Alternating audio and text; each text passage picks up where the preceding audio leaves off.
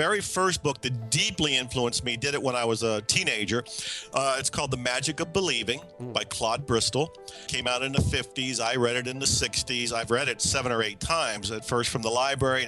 Now today I have autographed copies of it because I collect the book. But it was all about the power of the mind, when you can actually believe something and you can visualize it was going to tend to happen in your reality.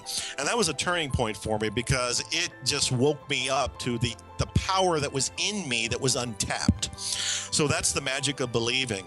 Another book that most people don't know about is called The Book of Est by Luke Reinhardt. That book shook me awake, because that book is a fictionalized description of an actual EST seminar. EST was big in the 70s. It was the very confrontational seminar with Werner Erhard.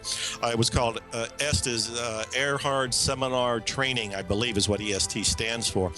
But the book put you there without actually being in the room. The book put you in it because it was so well written. It was hypnotic writing at its best, but it also shook me because it was talking about personal responsibility at a level I had never comprehended before.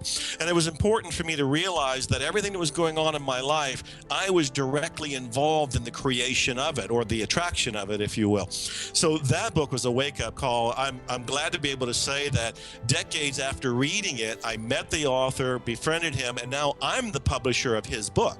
We brought that book back in print. So The Book of Est by Luke Reinhardt is now back in print because of me and a friend. And then the third book that I want to give credit to is called the Robert Collier Letter Book.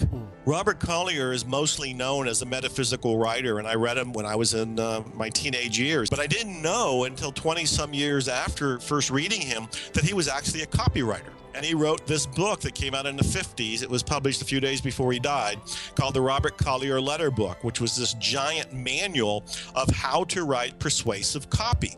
That book changed my life as a writer. I was a pretty good writer before it. I was a hypnotic writer after it. But the Robert Collier Letter Book by Robert Collier was the third book that really deeply redirected my life.